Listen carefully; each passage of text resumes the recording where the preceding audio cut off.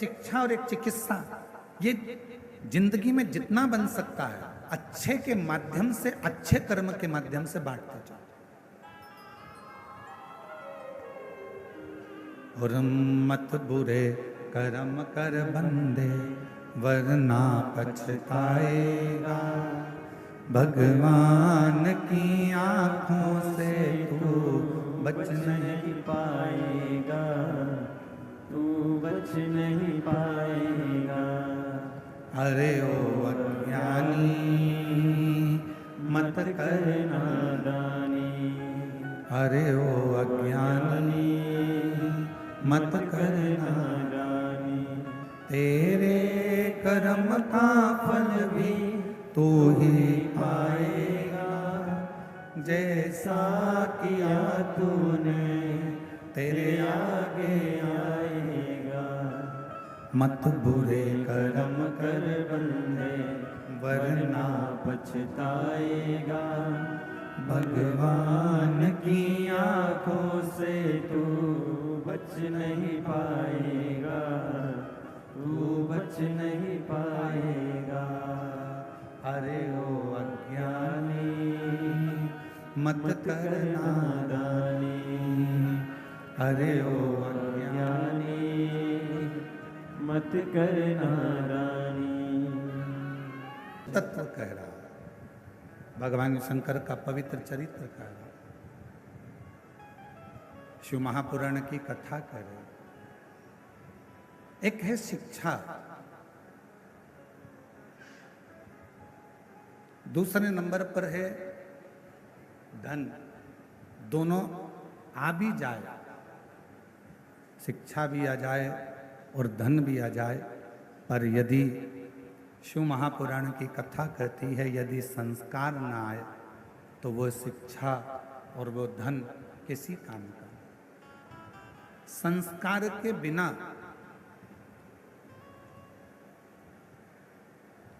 आपका धन बेकार है। एक बात पूछें, जरा उत्तर दीजिएगा। जितनी मेरी जीजियां बैठी हैं, जितने मेरे जीजा बैठे हैं, सब उत्तर देना। पूरे घर में जितने कमरे हैं, तुम्हारे घर के अंदर जितने रूम हैं, जितने कमरे हैं, उन कमरों में, उन रूम में सबसे अच्छा रूम,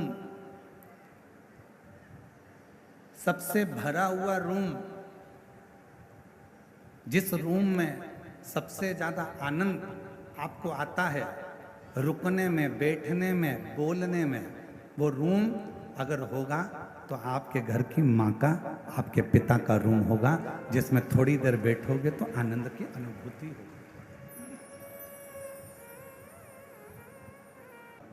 थोड़ी देर अपने पिता के कक्ष में, जो घर के बुजुर्ग हैं उनके पास में 2 मिनट, 2 क्षण, 5-10 मिनट जाकर बैठ जाइए।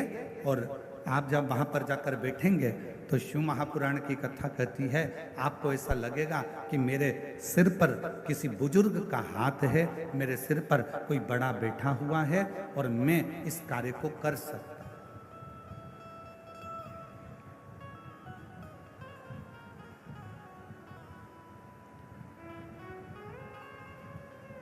एक श्रेष्ठता का अनुभव,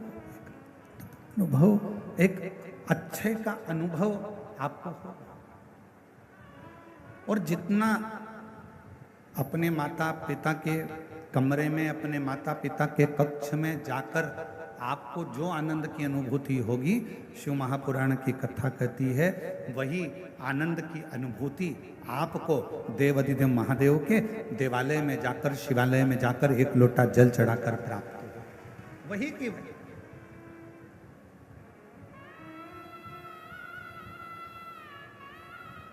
और शिव महापुराण की कथा कहती है, भगवान शंकर का चरित्र कहता है कि एक शिवजी ने माता सती से प्रेम किया, माता सती ने शंकर भगवान से प्रेम किया। दोनों के प्रेम में एक सबसे बड़ा अंतर यह है कि माँ सती जब भगवान देवाधिदेव महादेव से स्नेह करी और सती माता का स्वयंवर दक्ष प्रजापति ने रखा और शिव जी को निमंत्रण ना देकर भगवान शंकर का एक मूर्ति पाषाण की दरवाजे पर खड़ी कर दी। और जो दरवाजे पर पाषाण की मूर्ति खड़ी करी, मां सती ने जैसे ही उस पाषाण की मूर्ति पर, भगवान शंकर की मूरत पर जैसे ही माला पिनाई, माला पिनाते से ही भगवान शंकर उस पाषाण की मूर्ति से प्रकट हो जाते हैं, उस पाषाण की मूर्ति से सामने आ जाते हैं। अब प्रेम कितना प्रकट हो, प्रेम की कितनी परिभाषा हो, प्रेम की कितनी आनंदता हुई, कितनी आनंद। शिव महापुराण की कथा कहती है, यदि आप भगवान देव अधिदेव महादेव से स्नेह करते हो, प्रेम करते हो, शिव को अपना पिता मान लेते हो, भगवान शंकर को अपना एक आनंदमय भाव मान लेते हो, और शिव जी के मंदिर में जाकर आप जब एक लोटा जल समर्पित करते हो, शंकर भगवान से अपने मन की बात कहते हो, शिव जी को अपने हृदय की बात जब श्रवण कराते हो, दुनिया की दृष्टि में हो सकता है कि वो पाषाण हो, दुनिया की दृष्टि में हो सकता है कि वो पत्थर का शिवलिंग हो, दुनिया की दृष्टि में हो सकता है कि वो एक पाषाण हो सकता है, दुनिया की दृष्टि में केवल एक पत्थर का एक मूर्ति हो सकती है, शिवलिंग हो सकता है, पर शिव महापुराण की कथा कहती है, जब आप दिल से, प्रेम से, स्नेह से एक लोटा जल शिव को समर्पित करते हो और अपने मन की बात कहते हो, उस समय पर शिव पाषाण के नहीं रहते, पत्थर के नहीं रहते, मेरा ओ घड़दानी आपकी बात सुनने के लिए आपके सम्मुख में हाल हाजुर विराजमान हो जाते।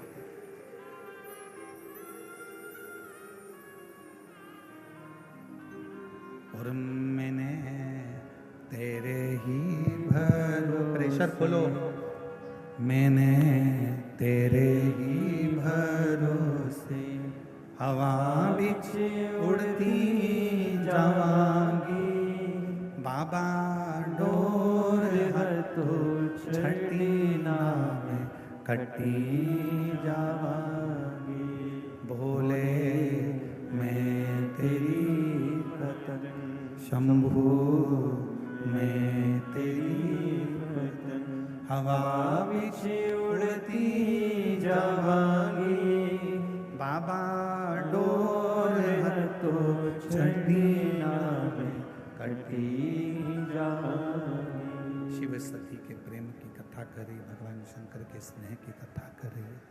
शंकर भगवान माँ सती से जो प्रेम करते हैं, सती माता भगवान शिव से जो प्रेम करती हैं, ये कथा को वर्णन कर रहे हैं। सती और शिव का ये पवित्र प्रसंग कह रहा है, पवित्र प्रसंग।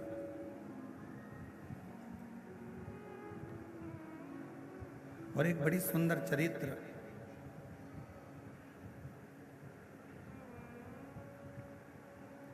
शिव महापुराण की कथा कहती है, जिसको दुनिया ने त्याग दिया,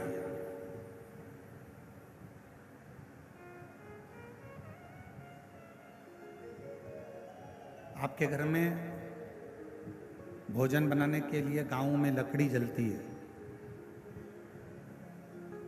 गोबरी कंडा जलता है, और उसकी राख तैयार हो जाती है। उस राख को क्या करते हो? अलमारी में संभाल के रखते हो क्या? जम के तो बोलो नहीं। क्या करते हो? उसको फेंक देते हो, या बर्तन मांजने में उसको थोड़ा सा रख।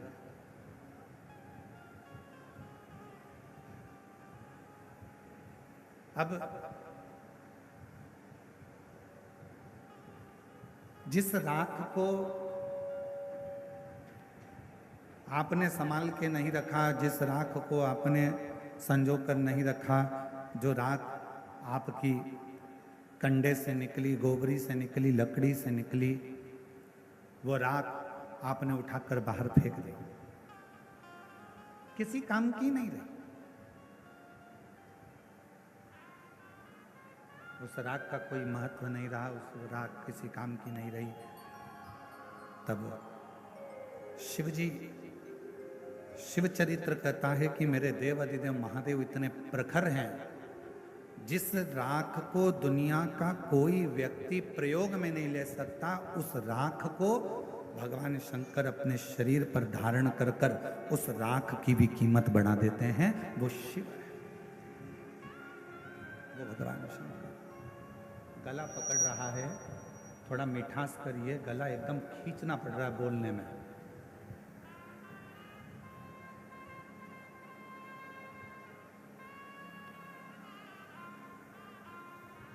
राख, जिस राख का कोई महत्व ही नहीं, जिस राख की कोई मूलता ही नहीं,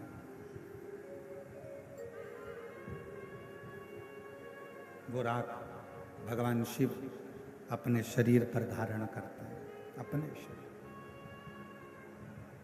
और चपटी भभूत में है खजाना कुबेर का, वो राख मेरे भगवान शंकर, वो राख मेरे शिव अपने शरीर पर धारण कर रहे हैं। और एक और प्रसंग ध्यान देना, राख तो शिव जी ने अपने शरीर पर धारण कर लिया। जो सर्प मंथन के समय पर निकला, जो सर्प मंथन के समय पर प्रयोग में लिया गया, प्रयोग में उस सर्प को लिया गया, उसका शरीर पूरा की पूरा घिस गया था, बीच बीच में वो शरीर पूरा रक्त से सराबोर हो गया था। वो सर्प अमृत देवताओं ने ले लिया और विष शिव जी के पास आ गया। और वो सर्प जो शरीर से बिल्कुल बेकार सा हो गया था, जिसका शरीर पूरा घायल हो गया था, जिसका शरीर किसी काम का नहीं बचा था, वो सर्प आखिरी में भगवान शंकर को दया आई और शिव जी को लगा कि देवताओं ने तो अमृत प्राप्त कर लिया, मुझे विष मिल गया, पर ये सर्प को कुछ भी नहीं मिला जिसने वो मंथन किया।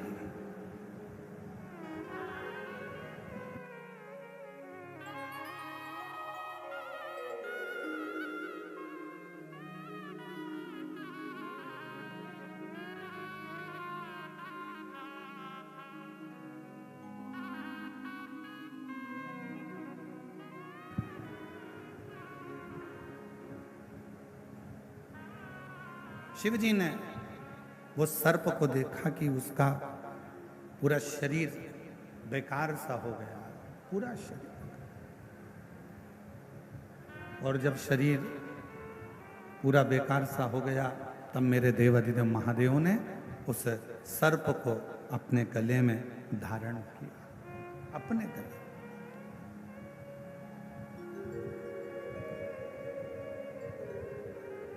दुनिया जिसको त्याग दे, दुनिया जिसको छोड़ दे, लोग कह दें कि ये नकारा है, किसी काम का नहीं है, किसी काम का नहीं है, दुनिया जिसको नकार दे, दुनिया जिसको छोड़ दे, समझ लेना अगर वो किसी काम का नहीं है, जैसे धतूरा, जैसे कनेर का फूल, जैसे सर्प, जैसे राख,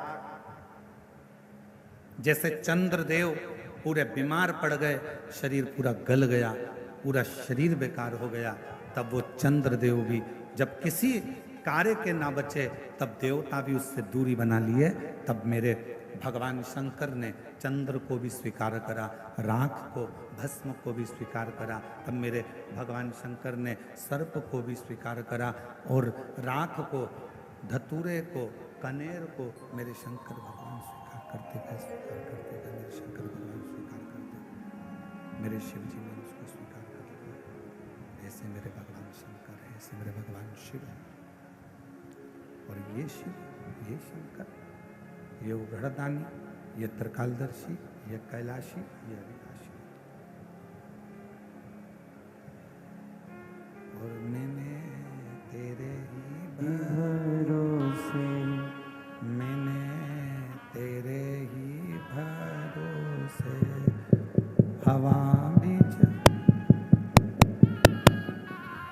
उड़ती जावांगी, बाबा डोर हत्तो छड़ी नामे कटी जावांगी, भोले मैं तेरी पतंग। जो किसी काम का नहीं हो, जो किसी कार्य का नहीं हो, जो किसी कार्य का नहीं हो, किसी काम का नहीं हो, वो मेरे शिव के काम का, मेरे शंकर।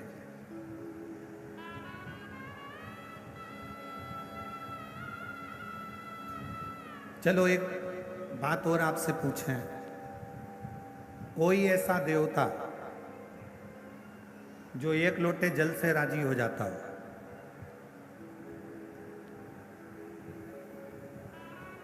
तैतीस कोटि देवता में केवल एक देव अधिदेव महादेव ऐसे हैं जो एक लोटा जल चढ़ाते से ही प्रसन्न हो जाते। केवल एक लोटे जल से ही भगवान शिव प्रसन्न हो जाते, केवल एक लोटे।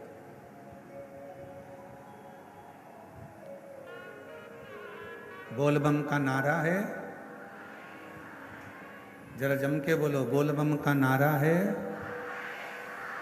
सारी समस्या का हल, सारी समस्या का हल श्री शिवाय, श्री शिवाय, श्री शिवाय। 33 कोटि देवता में केवल एक देव अधिदेव महादेव ऐसे हैं जो एक लोटा जल चढ़ाते से ही प्रसन्न हो जाते। कुछ नहीं चाहिए तुमसे, तुम्हारा धन तुम्हारे पास रखो, तुम्हारी संपदा तुम्हारे पास रखो, तुम्हारा सत्ता तुम्हारे पास रखो, तुम्हारा वैभव तुम्हारे पास में रखो, तुम्हारी पूंजी तुम्हारे पास में रखो, सब तुम्हारे पास में रखिए, शिव जी को नहीं चाहिए, भगवान शंकर जी को नहीं चाहिए।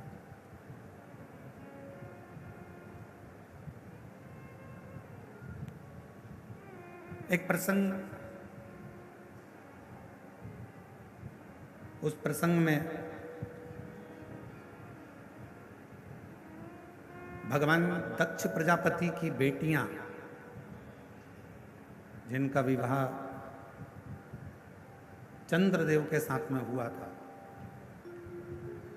वो सारी की सारी 27 कन्या रोती रोती दक्ष प्रजापति के पास पहुंच गई।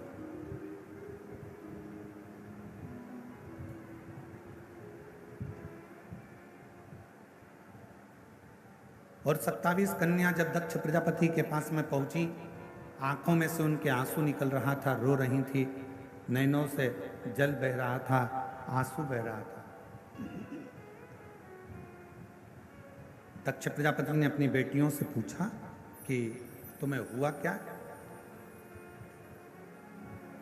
तुम्हारी आंखों में जल भरा हुआ है, तुम रो रही हो, तुम्हें हुआ क्या है, क्यों रो रही हो, किस लिए?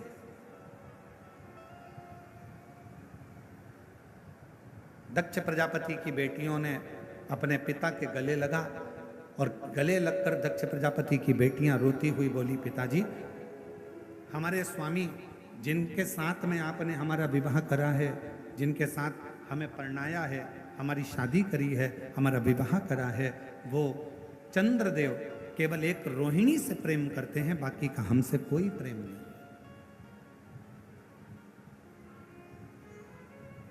केवल एक रोहिणी से, हमसे उनका कोई प्रेम नहीं।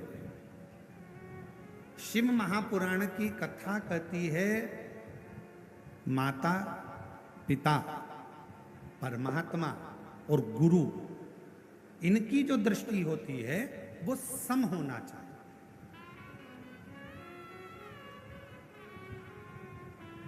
घर की बूढ़ी मां, जितनी बुजुर्ग माताएं बैठी हैं, इनसे निवेदन है, तुम्हारे मुंह से कभी मत कहना कि बड़ी बहू अच्छी कि छोटी बहू अच्छी। बुढ़ापा आते आते गेंद किसी भी पाले में जा सकती है और कोई सी भी बहू से पाला पड़ सकता है, कोई सी भी बहू से काम पड़ सकता है।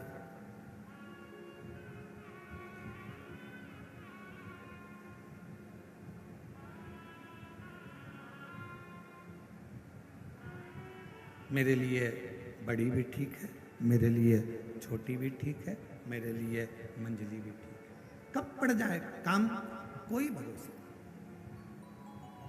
कभी मत कहो कि मेरे लिए बड़ी अच्छी है कि छोटी अच्छी है। भले तुम्हें बड़ी बहू रही हो, भोजन करा रही हो, तुम्हारा पूरा काम कर रही हो, फिर भी मत बोलो कि मेरे लिए बड़ी अच्छी है कि छोटी अच्छी। मेरे लिए सब अच्छी हैं, समय आएगा तब देखा जाएगा, समय आएगा तब देखा जाएगा, समय आएगा तब देखा जाएगा, तब देखिए।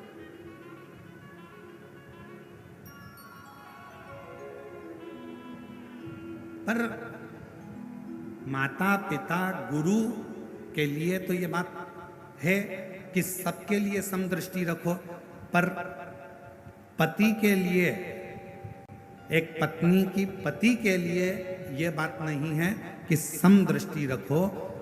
पत्नी का जो पति है उसके लिए एक ही बात कही कि अपनी अर्धांगिनी जिससे तुमने साथ भांवर ली है, जिसके साथ तुम्हारा हथलेवा हुआ है, जिसके साथ तुम विवाह करे हो, उसके प्रति समदृष्टि नहीं, उसके प्रति तुम्हारी पूर्ण दृष्टि होना चाहिए, उसमें तुम्हारा स्नेह होना चाहिए, पूर्ण दृष्टि, उसमें तुम्हारी पूर्णता। दक्ष प्रजापति की बेटियां नैनों से नीर बहा रही, आंखों से आंसू बहा रही, रो रही है। पिता ने पूछा, क्या हुआ, तुम रो क्यों रही हो, किस लिए रो रही हो, तुम्हारी आंख में आंसू क्यों है, क्यों रो रही हो, क्या बात है। कहा, चंद्रदेव हमारे ऊपर ध्यान नहीं देते। दक्ष प्रजापति ने उसी समय पर एक पत्र लिखा, चंद्रदेव के पास निमंत्रण भेजा। एक अच्छा ससुर, एक अच्छी सास अपनी बेटी को भी समझाती है और अपने दामाद को भी समझाती है। पर एक आज का जमाना बड़ा विचित्र है। आज के जमाने में बेटियों को कह दिया जाता है कि बेटा जितना बने उतना काम करना, वरना अपने कमरे में जाकर बैठ जाना।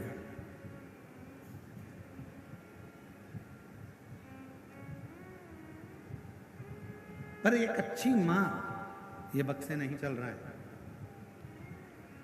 एक अच्छी मां ये चल रहे हैं।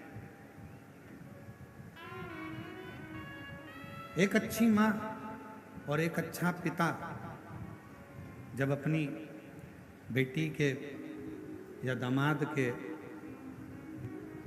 पास में जब कोई बात होती है, या कोई प्रसंग होता है, या कोई विवाद हो जाता है, या कोई लड़ाई हो जाती है, तो सास ससुर अपनी बेटी और दामाद दोनों को समझाते हैं। दोनों को समझाते।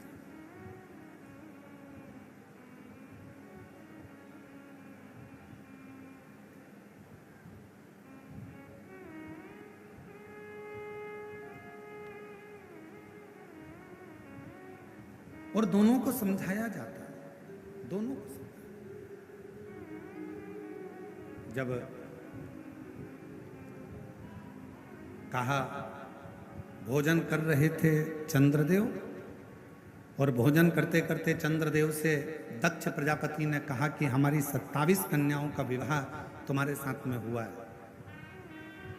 केवल एक रोहिणी के प्रति तुम्हारा प्रेम है, केवल एक रोहिणी के प्रति तुम्हारा स्नेह, उसके सिवाय तुम्हारा स्नेह, तुम्हारा प्रेम किसी अन्य रानी पर नहीं है। पर यह ठीक नहीं है। आज हम आपको समझाकर भेज रहे हैं। प्रयास करिए अपनी सारी रानियों को अपनी अर्धांगिनी मानकर प्रत्येक रानी के प्रति तुम्हारी दृष्टि पूर्ण रखिए, पूर्ण दृष्टि।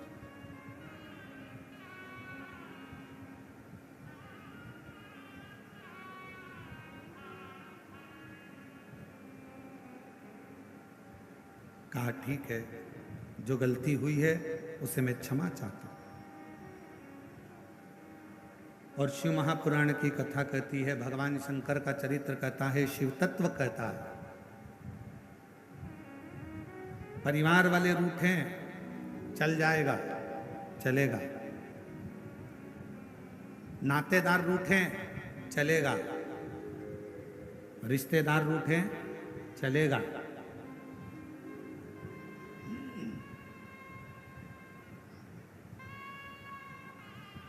किस्मत रूठे।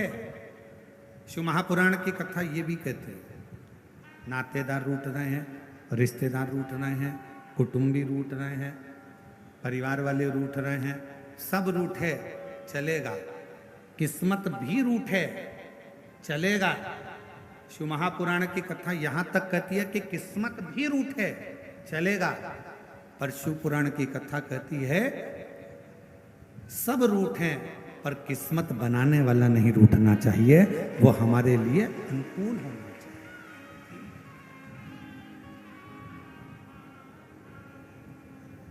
परिवार रूठेगा चलेगा, नातेदार उठेंगे चलेगा, रिश्तेदार उठेंगे चलेगा, उठेंगे चलेगा। शंभु शंभु शंभु शंभु।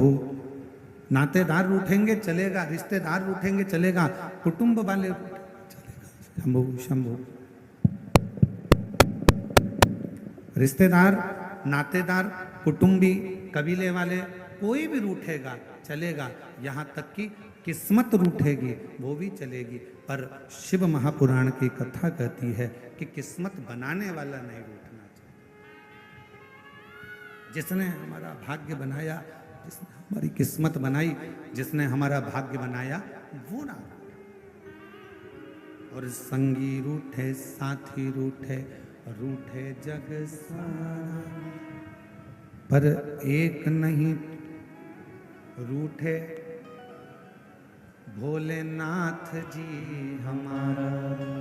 कि संगी रूठे साथी रूठे, रूठे जग सारा, पर एक नहीं रूठे भोलेनाथ जी हमारा। एक नहीं रूठना। परिवार रूठ जाएगा चले जाएगा, कुटुंब रूठ जाएंगे चले जाएगा, नातेदार रूठ जाएंगे चले जाएगा, रिश्तेदार रूठेंगे चलेगा, यहाँ तक किस्मत भी रूठेगी ना तो चलेगा, पर किस्मत बनाने वाला नहीं रूठना चाहिए। जिसने हमारा भाग्य बनाया, जिसने हमारी किस्मत बनाई वो ना रूठे। और परिवार को राजी करोगे वो थोड़े दिन के राजी होंगे, धन खत्म हुआ परिवार राजी होना बंद हो जाएगा। रिश्तेदार को राजी करोगे, उनको सम्मान देते रहोगे तब तक राजी रहेंगे। तुमने सम्मान देना बंद कर दिया वो राजी होना बंद हो गया। कुटुंबी, परिवार वाले, नाते वाले, रिश्ते वाले जितने अपने हैं, इन सबको जितना आदर, जितना सम्मान, जितना धन, जितनी दौलत, जितनी प्रतिष्ठा, जितना जितना दोगे, ये सब तुम्हारा सम्मान जब तक तुम दोगे तब तक ये अच्छे रहेंगे। और जिस दिन तुमने इनको सम्मान देना बंद कर दिया, बस ये भी रूठ कर बैठ जाएंगे। ध्यान देना, किस्मत भी रूठे ना तो चलेगा, पर वो परमात्मा जिसने हमारा भाग्य बनाया, वो परमात्मा जिसने हमारी किस्मत बनाई, वो परमात्मा जिसने हमारा भाग्य बनाया, वो परमात्मा जिसने हमारी किस्मत बनाई, वो ना रूठे, उसको नहीं रूठना चाहिए। और लिखन वाले तू के दयाल लिखना, लिखन वाले तू हो के दयाल लिखना, मेरे हृदय बिच सतगुरु का प्यार लिखना, मेरे हृदय बिच सतगुरु का प्यार लिखना।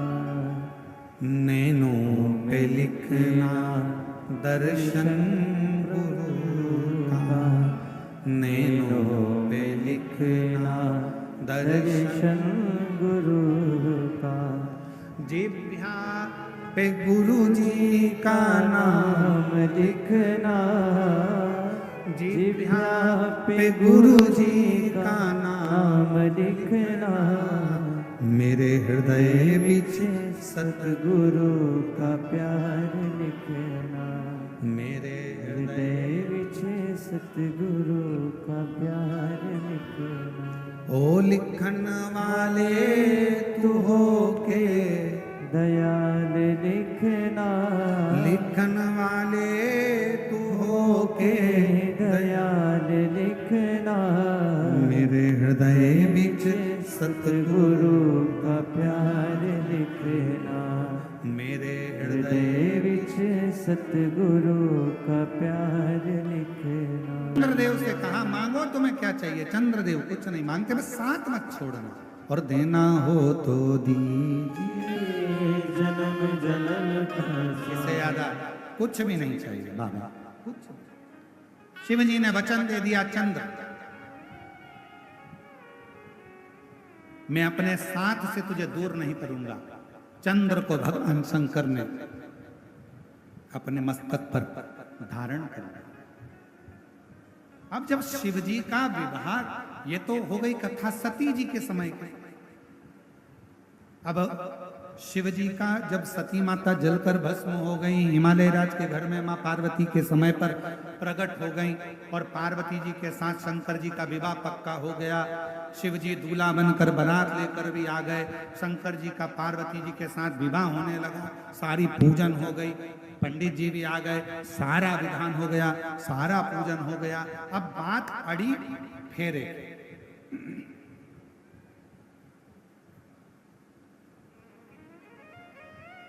ब्राह्मण देवता बोले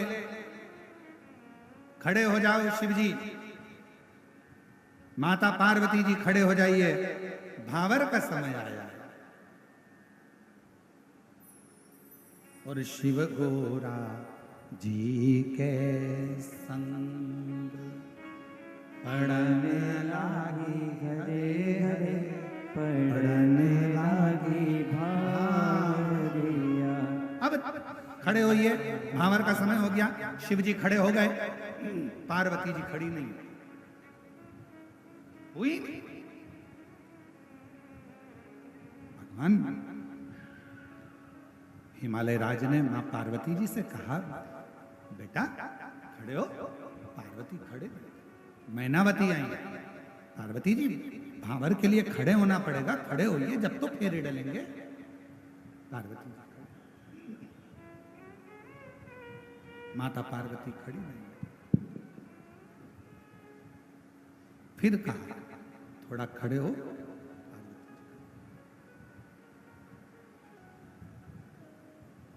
पूरा दिन निकल गया, पार्वती जी फेरे के लिए खड़ी नहीं। भगवान नारायण आ गए, भगवान ब्रह्मा जी आ गए। मां जगत जननी जगदम्बा पार्वती जी से जाकर विनय करा कि फेरे हो रहे हैं, खड़े होइए, भावर लेना है आपको। पार्वती जी खड़ी नहीं। नहीं, कोई की बात नहीं मानी। तब आखिरी में मां मेनावती के पिताजी, पार्वती जी के नाना जी पितरदेव मंडप में आए। इसलिए आज भी सनातन धर्म में मंडप शादी का जब लगता है तो उसमें पितरों की पूजन होती है। पितरदेव आए, उन्होंने अपनी नातिन से पूछा, बेटी शिव जी के साथ तुम्हारी भावर होने वाली है, फेरे डलने वाले हैं, तुम ये फेरे क्यों नहीं लगाती? पार्वती जी ने अपने नाना जी से कहा, ये बताओ नाना जी, 2 पुरुष 1 स्त्री फेरे कैसे ले? शंकर जी के मस्तक पर चंद्रमा है, अगर मैं फेरे लूंगी तो 2 पुरुष के साथ हो जाएंगे। शिव जी से कहो ना कि चंद्र को त्याग दें और फिर मुझसे विवाह करें। शंकर जी के कानों में शब्द गया, शंकर जी ने चंद्र को हाथ जोड़कर दूर किया और पार्वती जी के साथ में फिर फेरे डले और शिव पार्वती के संग पढ़ने लागी हरे हरे पढ़ने लागी भावरिया। शिव पार्वती